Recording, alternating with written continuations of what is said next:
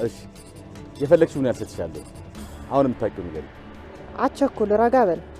አንቺ ሴትዮ ማን እንደሆንኩኝ የረሳሽ መሰለኝ።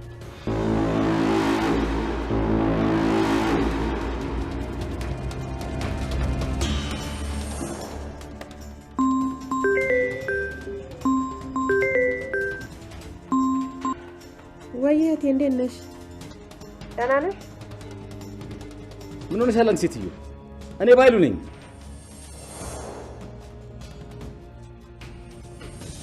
ገነት እኔ በቃ ልሂድ።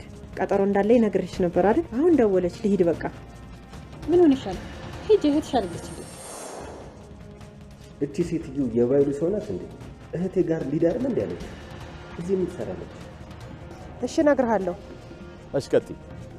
ሊያጋልጥ ሲል የገደልከው አቶ ሰለሞን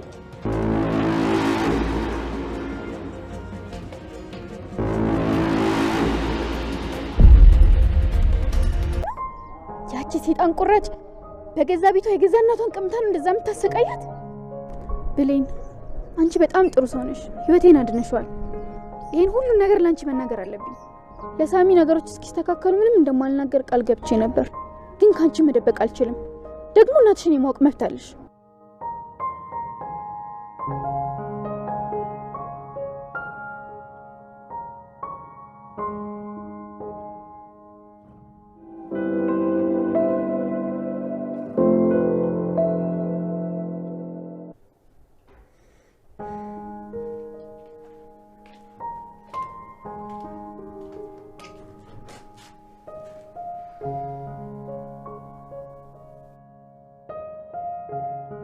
ምስኪንትዬ ለምንድን ነው የምታሳዝኝ? ውስጤ ሁል ጊዜ ካንቺ ጋር መሆን ነው የሚፈልገው። ለምንድን ነው የምወድሽ? ግን በጣም የቅርቤ ሰው የራሴ ሰው ነው የምትመስኝ።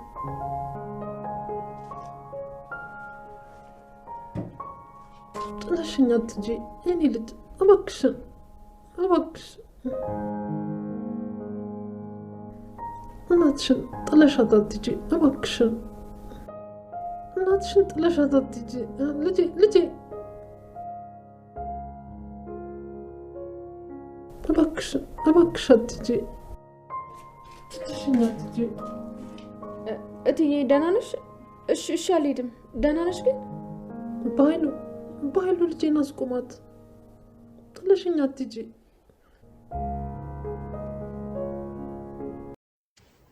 የወይዘሮ ገነት ጎረቤት ተጋለጠች።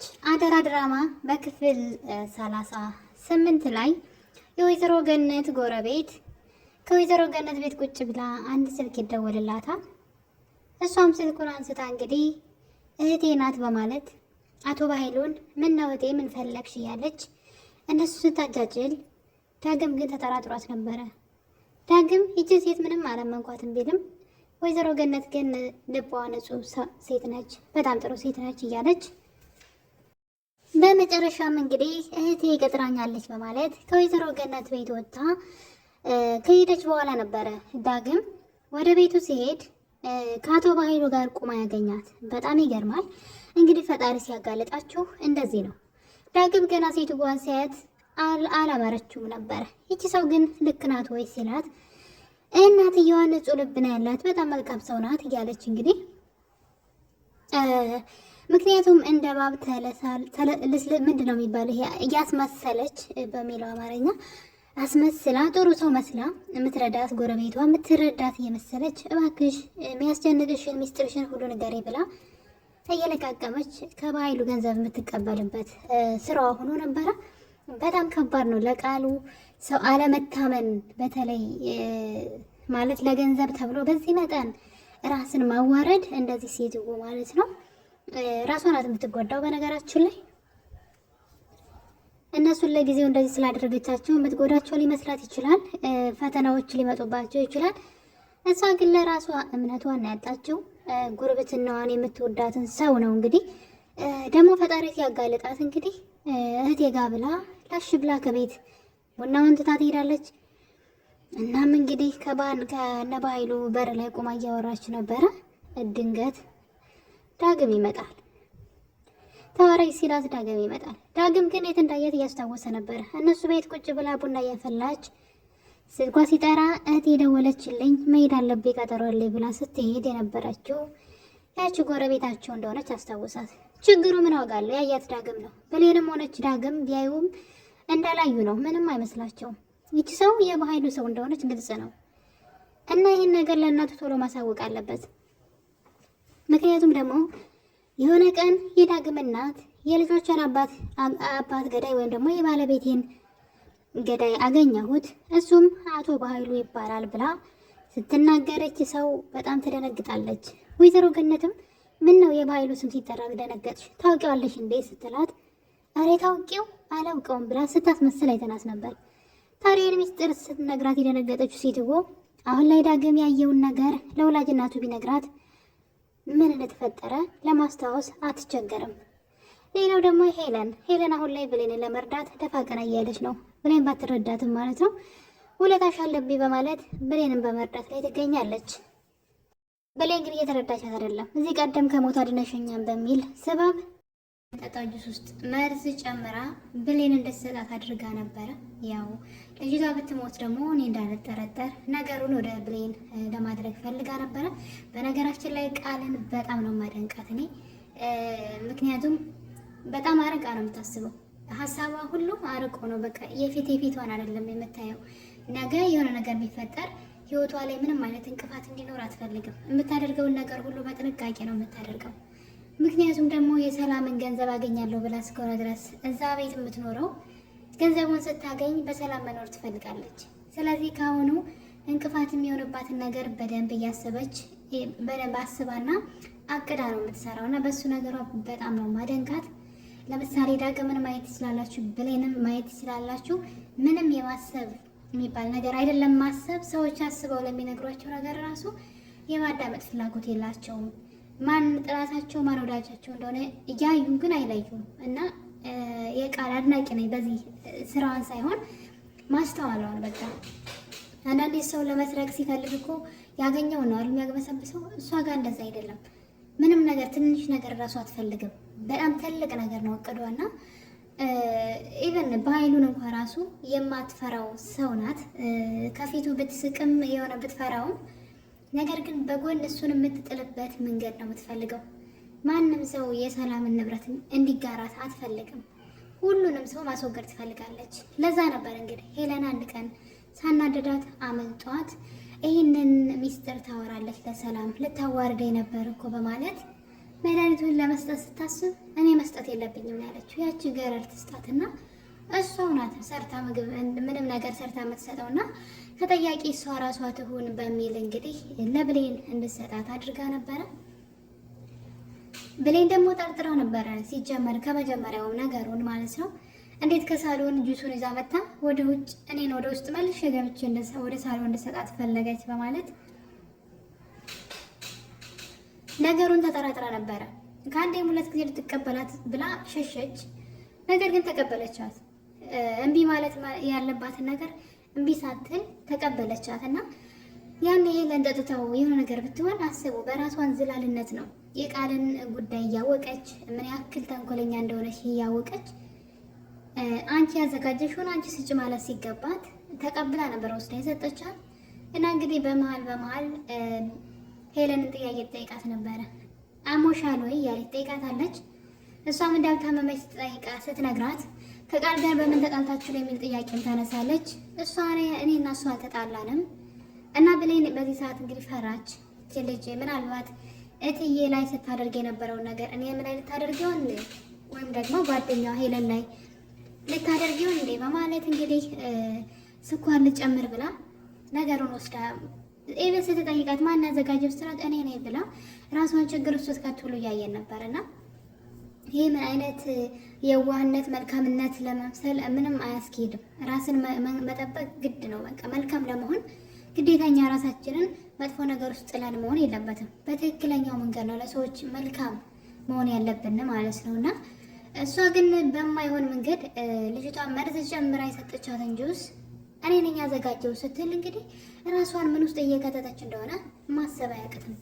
እና እንግዲህ በዚህ ሰዓት ነበረ ልጨምር ብላ ከሄደች በኋላ ጁሱ ስትቀይር ሄለን ተደብቃ አይታታለች።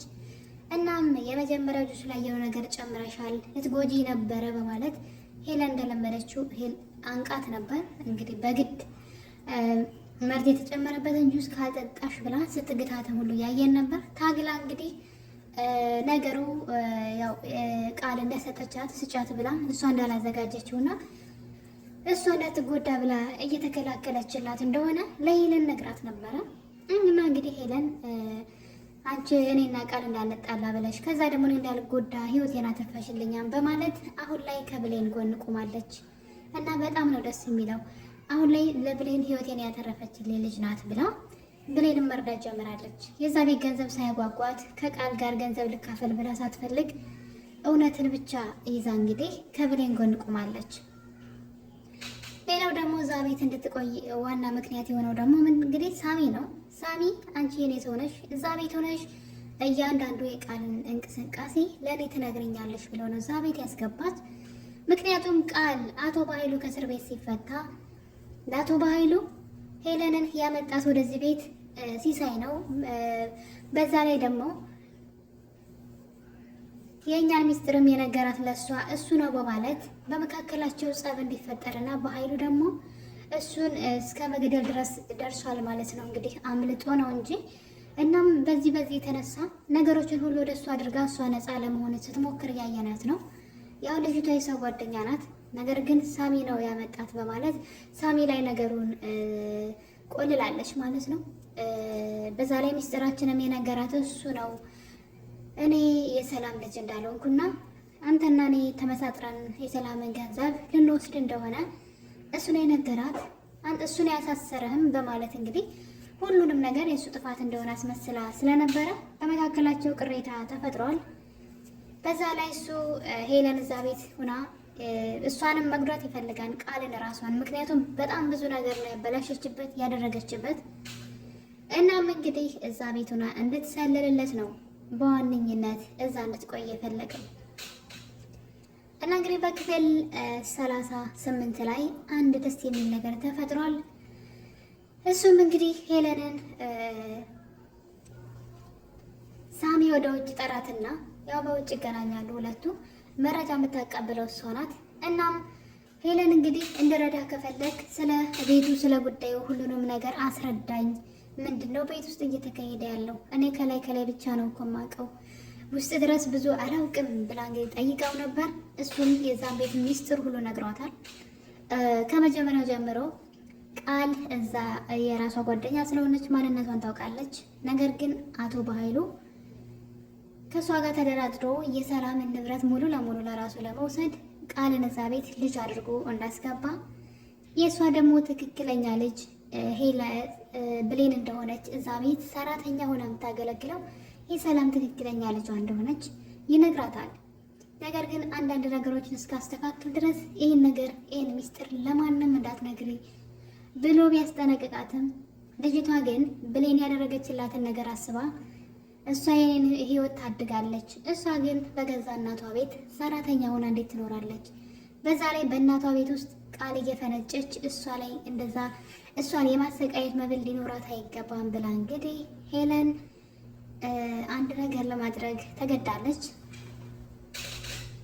እሱም እንግዲህ ለብሌን ይሄን እውነት መንገር ነው። እናም ወደ ቤት እንግዲህ ሂዳ ነበረ። በሚያሳዝን ሁኔታ ግን ነገሮች የተበላሹ ይመስለኛል።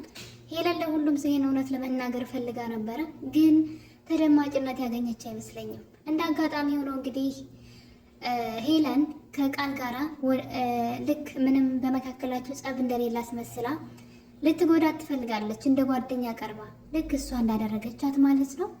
እናም እንግዲህ እሷን በሰላማዊ መንገድ ቀርባ አቶ በኃይሉ ቃልን አንቺ ነሽ በእርግጠኝነት ያሳሰርሽኝ ወይም ደግሞ ሚስጥሩንም የነገርሻት ብሎ አንገቷን አንቆ ይዟት ጓደኛ እሷ ሄለን ትደርሳለች ጓደኛዋና ልቀቃት ጓደኛዬ ብላ ስትቆረቆርላት፣ ከዛም እንግዲህ ወደ ውጭ ወጥተው አንቺ እኮ ጓደኛዬ ነች፣ ስለ አንቺ እኮ ይመለከተኛል፣ አብሮ አደጌ ነች እያለች ሁለቱ ሲተቃቀፉ ብሌን አይታ ነበረ። ተናደደች ብሌን። ምክንያቱም ደግሞ መጀመሪያ ስለ ቃል መጥፎነት ነግራኝ እኔ ሚስጥር ታወጣጣኝ ነበር ማለት ነው፣ እንዴት አብራ ትሆናለች ልትገላት ከነበረች ሰው ጋር ብላ እንግዲህ ብሌን ትናደድባታለች። እናም ሄለን ይሄን ሚስጥር ከሰማች በኋላ ግን ለብሌን ለመናገር እየሮጠች ወደ ብሌን ክላስ ትገባለች። ቃል ደግሞ የልጅቷ ደስታና ሁኔታ በጣም ስላላማራት፣ ያው እንዳልኳችሁ ቃል በጣም ጎበዝና ተጠራጣሪም ናት፣ አርቆም አሳቢ ናት። እና ተከትላት እሷ ወደ ሄደችበት ቦታ ወደ ብሌን ክላስ ሄዳ ነበረ። ብሌን እዛ ሄዳ እንግዲህ ሄለን ማለት ነው ይቅርታ፣ ለብሌን እናትሽ ማን እንደሆነች ብታቂ ኑሮ ስለ እናትሽ አዲስ መረጃ አለ እና ስለ እናትሽ ልነግርሽ ነው፣ እናትሽ ማን እንደሆነች ገምች ብላ ስለ እናቷ ልትነግራት ስትል ቃልና አቶ ባይሉ ለምን እንደሚጠሉሽ አሁን ገባኝ ብላ እንግዲህ እውነቱን ስለ እናቷ ልትነግራት ስትል ብሌን ግን በሚያሳዝን ሁኔታ እማምንሽ ነው የሚመስልሽ፣ ውጭልኝ ከዚህ ያንቺን ወሬ መስማት አልፈልግም ብላ በንቀት እያየቻት ማለት ነው። እንግዲህ እናትሽ ነው ያለቻት፣ ስለ እናትሽ ሰማሁ ነው ያለቻት። ነገሩን ዝም ብላ ለመስማት እንኳን አልሞከረችም። አልፈልግም፣ ከአንቺ ምንም እንድትነግሪኝ አልፈልግም፣ ስለዚህ ከክላሴ ውጭ እያለች ትጮኻለች። በዚህ ሰዓት እንግዲህ ቃል ተከትላት ስለነበረ በደስታ ተለጥፋ የሚያወሩትን ሁሉ እየሰማች ነበር። ይህ ማለት እንግዲህ ሄለን ወጥመድ ውስጥ ገባች ማለት ነው። ሄለን ብሌን እንረዳለሁ ብላ ብሌን ላትረዳት ራሷን ወጥመድ ውስጥ ከታለች። ብሌን እንደምታዩት ችግሯ ምን እንደሆነ አናውቅም። እንቅልፋምነቷ መጃጃሏ ሲበዛ በዛ በጣም ማለት ነውና ምንም በቃ ምንም ትወና ላይ ምንም ዜሮ ናት ማለት ይቻላል። ሁሉም ሰው ነው የሚጫወትባት እንደፈለገ እና እንግዲህ እዚህ ጋር የሆነ መልካም ሰው አይሏት መጥፎ ሰው አይሏት ምን አይነት ጸባይ እንዳላት እዚህ ቀደም ካስታወሳችሁ ዳግም ቃል ስልክ ስታወራ ሰምቷት ነበረ። ይቺ ሰራተኛ ይቺ ጅል ሰራተኛ እኮ አልማዝ ትክክለኛ እናቷ መስሏት በጣም ደስ ብሏታል። ብቻ ከዚህ ርቃት ሄድልን እንጂ የሚለው ርዕስ ስታወራ ይሰማትና ለሄለን ይቺ ሴት ለብሌን ይቺ ሴት እናትሽ አይደለችም ብሎ ይነግራታል። እንዴት እንደሆነችበት እንዴት በጥፊ እንደመታችውና ደግሞ እናቴ ምን ልታረገብኝ ነው በመከራ ያገኘኋት እናቴን ብላ ስትመጻደቅ ምናምን ነበርና ምን ያክል ጅላጅል እንደው ጅላንፎ በቃ እኔማ አሁንማ ጨጓራዬን እየላጠችው ነው። በሷ ጥፋት ነው እናቷ ራሱ እስካሁን ልትገኝ አልቻለችው። በሷ ጎበዝ አለመሆን ነው ወይም ደግሞ አለማስተዋል። እና ሄለን እንግዲህ ከስንት ጊዜ በኋላ በዛ ላይ ለሷ ጥሩ ሆናላት፣ በዛ ላይ ራሷን ትልቅ ችግር ውስጥ ከታ ስለ እናቷ ልትነግራት ብትል አልሰማሽም ብላ እንግዲህ እንደምታዩት ሄለን ግራ ገብቷት ምን አድርጌሽ ነው በቃ ቢያንስ ይሄን አዳምጪኝ ሌላው ይደርሳን ብትላትም አልሰማሽም ስለ እናትሽ እያለቻት ማለት ነው። እንግዲህ እፈልጋታለሁ ናፍቃታለሁ የምትላትን እናቷን ውሸት እንኳ ወሬ ቢሆን ራሱ ለማወቅ መጓጓት ነበረባት። እሷ ግን ውጪ ብላ ቃል በጣም ደስ ብሏል ነበረ። ብሌን ጎበዝ እንኳን እንደዛ አደረግሽ እያለች ነበረ። ችግሩ ግን ሄለንን ችግር ውስጥ ከተተቻት። ወይ ለብሌን እውነቱን አልተናገረች ወይ ሄለን ራሷን አላዳነችም። ይህ ነገር እንግዲህ በኃይሉ ጆሮ ደርሷል። ሄለን ይህን ነገር ከተናገረች በኋላ አልሰማሽም ውጭ ብላ ታባረራታለች። ነገር ግን ቃል በፍጥነት ሄዳለ በኃይሉ እናቷ ማን እንደሆነች ልትነግራት ነበረ። በእርግጥ የእናቷን ስም ስላልጠራች ማን እንደሆነች እናቷ ማወቅ አልቻለችም። ነገር ግን ስለ እናቷ ልትነግራት እንደነበረ እንዳወቀች በዛ ላይ ሄለን ደግሞ ስለ እኔ እንጂ የምታውቀው ስለ ብሌን የሰላም ልጅ እንደሆነች አታውቅም፣ ማን ነገራት ብላ ግራ ብትጋባም ለበኃይሉ ግን ይህን ነገር ነግረዋለች። በኃይሉ ለልጅቷ መላበጅላታለሁ ግን ማን ሊነግራት ቻለ ብሎ እንግዲህ በዚህ ሁኔታ እያሉ ሄለን ወደ ሳሎን ትሄዳለች። የሆነ ሰው ሶፋ ላይ ተኝቷል እና እንግዲህ ሰላም በማለት ብሌን ያንቺ ትክክለኛ ልጅ ናት፣ ቃል ያንቺ ልጅ አይደለችም እያለች ስታወራ እዛ ሶፋ ላይ ማን እንደተኛ አናውቅም። ቃል ትተኛ፣ አቶ በኃይሉ ተኛ አናውቅም። በእርግጥ አቶ በኃይሉ እንደምታዩት ውጭ በር ላይ ቆሞ ነው ያለው። ምናልባት ቃል ተኝታ ይሆን ወይስ ማን ሊተኛ ይችላል እዛ ሶፋ ላይ? በጣም አጓጊ ነው። ሄለን ማን ያዳመጣት እዛ እንደዛ ብላ ስታወራ የሰማቻት? ሰላም ትሆን ወይስ ቃል? እንግዲህ የዛሬው ክፍል እዚህ ላይ ነው ያለቀው። በሌላው ክፍል ደግሞ እንግዲህ የዳግም እናት ጎረቤቷ አላምና ሚስጥሯን ነግራት ነበረ።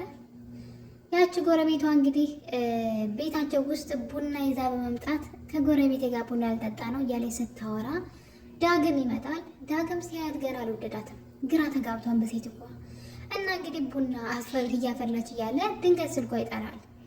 እናም እንግዲህ እህቴ እንዴት ነሽ ምናምን ካለች በኋላ እህቴ እየጠበቀች ነው መሄድ አለብኝ ብላ ቡናውን ትታ ትሄዳለች።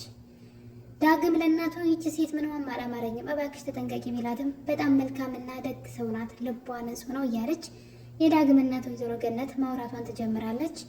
ዳግም ግን እኔ ግን ደስ አላለኝም ተጠንቀቂ ብሎ እናቱን ከቤት ወጥቶ ወደ ሰላም ቤት ወይም ደግሞ ወደ ተከራየው ቤት ወደ ሰላም ቤት ሲሄድ እንደምታዩት አቶ በኃይሉና ይቺ ሴት የገነት ጎረቤት ማለት ነው አብረው ቆመው በር ላይ እያወሩ ይደርስባቸዋል።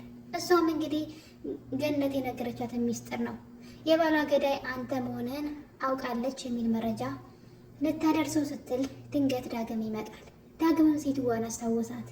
እዛ ቤታቸው ውስጥ ሆና ቡና እያፈላች እህቴ ደወለች፣ እህቴ ላገኝ ልሄድ ነው ብላ ስትሄድ እዛ በኃይሉ ጋር ሲያገኛት ደንግጧል። ይቺ ሴት የበኃይሉ ሰው ናት ማለት ነው ብሎ ደንግጧል። እና ውድ ቤተሰቦቼ እንግዲህ አደራ ድራማ የዛሬው ክፍል ይህን ይመስል ነበረ። በሌላ በአዲስ በክፍል 39 እስከምንገናኝ ድረስ የዛሬን አበቃን። ቸር ቆዩልኝ።